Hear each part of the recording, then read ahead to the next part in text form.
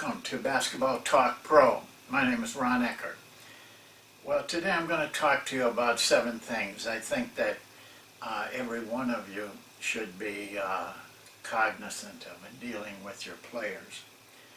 And they will appear to be kind of minute things, maybe for some of you, unimportant.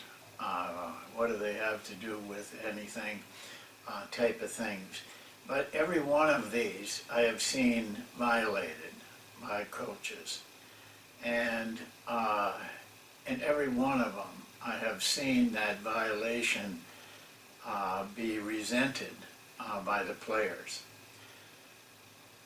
The relationship between a player and a coach's is a very, very fragile, at times, involvement with each other. You have to work hard at keeping everything right for this type of atmosphere between you and the players to be successful. The stress is so hard, the work is so hard, performing under terrifically stressful situations, a lot of tension. It's very easy for relationships to be frayed. But it isn't necessary, even with all of those risks, to do things as a coach that actually can bring that on. These 7 items do that. I think it's very important that somebody says these things to you, because you may be doing them and not even realizing it. My guess is that most of the people watching this video right now will have violated 1 or 2 of them. Probably all of you have. So let's get it out on the table. And maybe bringing this out can help you understand. The first one is one that seems to me should be pretty obvious, but I see it violated all the time. Don't bring your cell phone to practice. You can say, well, I got it on buzzer. Well, vibrator. That's fine. But what happens is people, for some reason I can't understand, feels compelled to answer a call when it comes. There's nothing that says you have to do that. They're intruding on your time. You don't owe them anything. You call them if they leave a message. You'll call them when you get done with practice. Forget the phone. Don't even put it in your pocket. Don't even leave it in the car, or in the locker room, or at home. But don't be tempted. The players look on that as we're not that important. Basketball isn't that important. You'd rather be talking on the phone. They won't say anything, but they feel it, and in a way it bugs them because they can't do it, or they shouldn't be able to do it, and so why should the coach be able to do it? Leave it at home. Number 2, don't be late. You want your players to be on time. Don't be late, and don't be coming in 2 minutes before practice starts. You should be on that floor well in advance of your players. Let your players know this is an important part of our lives, this practice. And I'm not taking any chances. I want to be ready for practice. But it's an irritant to players when they make the effort to be on time because the coach wants them to be, and then the coach doesn't live by the same rules.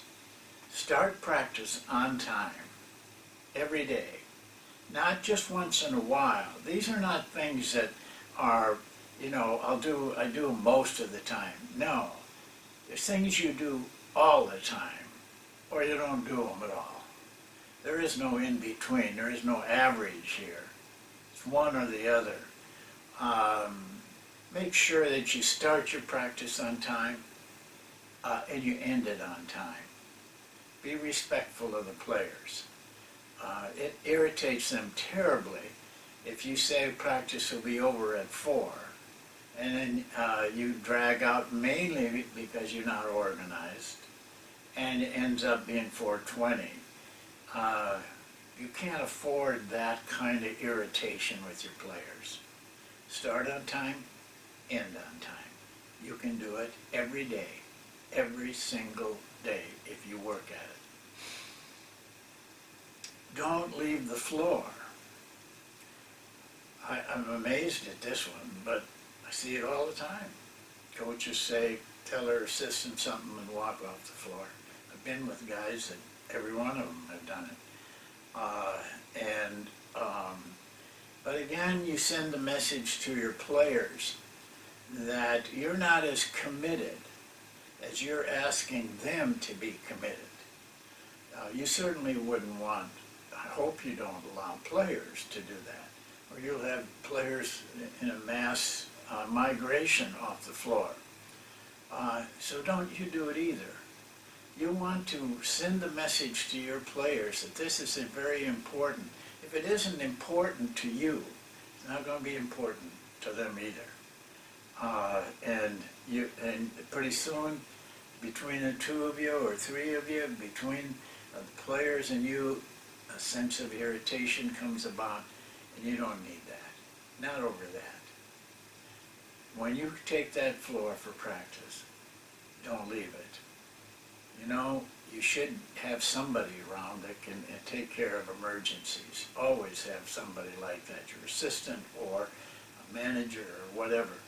But you don't take care of emergencies. You're the guy that has to be there. You're the man. Don't leave the floor. Number 4, don't hang out. Now, what I mean by this is there's certain drills in practice that you're probably not directly involved in. Like, for example, I've shown you the warm-up shooting drill that we run every day. Well, that drill, if you have enough staff, you probably don't have to be involved. But don't allow that time to be a time that you're talking to the trainer or you're talking to one of the other assistants, and you're standing there in a discussion while the players are working. That doesn't sit well. They attempted to do that. You don't want them to do it. Don't you do it. Keep yourself into the practice at all times. Let players know that every shot they're taking, every cut they're making is important to you, and you want to see it. You want to make sure it's right. You have a different feeling from the players when you do things like that. Number 5, don't be disheveled. I use that word for a reason. It's kind of a clumsy word, but I use it for a reason. Because disheveled, my dictionary means 2 things. One is appearance. The other is disorder. Appearance. Coaches, pay attention to how you look. Look like a pro. Look like a professional. Make sure that you're I see guys coming out with 2 days growth of beard and the hair not done. It looks sloppy. And a lot of times coaches, I think, begin to think that they have to be one of the players or one of the, whatever is the mode at the time. I mean, I've gone through them all. Long hair, short hair, no hair, beards, no beards. The fads just change constantly. You do not need to be like one of the players. You're not going to win their respect that way. I think coaches think that, but it's a big mistake. They think just the opposite. They know what you're doing. So first of all, take care of your appearance. be like a professional coach. Uh, take care of that. The other part of it is disorder.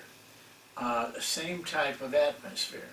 Disorganized, practice getting out of hand because it's not in the organization, not in any order.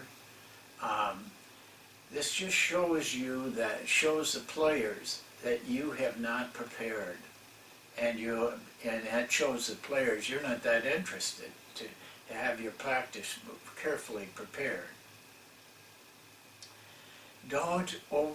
Number 6, don't overlook your environment in practice.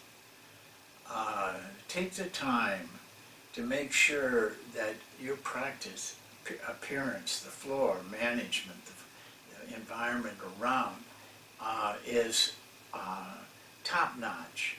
There shouldn't be balls laying around on the floor, for example. Get a ball rack. If you have to buy it yourself, get a ball rack, and the ball should always be in there. Get a table at your practices. Have a nice table there. Have towels on there. Have drinking, whatever format you use. But if they use bottles, the bottles should be on that table. Towels. Make it look nice. Players react to that. They respond to that. This is a coach that really takes the time to make our place of practice top notch as he can. We all work with limitations in this area, but you have to try to bring it up a notch, not just accept sloppiness or bad situation. Bring it up a notch. You do that. You make that happen. You can do that. And the last one, number 7. Don't punish mistakes. Here's what I mean by that. Layup drill. Coach says 5 push-ups for every time you miss a layup. To me, that's sending the wrong message to a player. It becomes a case for the player that he's trying to avoid punishment rather than trying to do the best job he can on every shot. I'm opposed to that. I'm also opposed to punishing players for lack of effort. It's my job when I have a team. It's my job to get the players to work up to their capacity.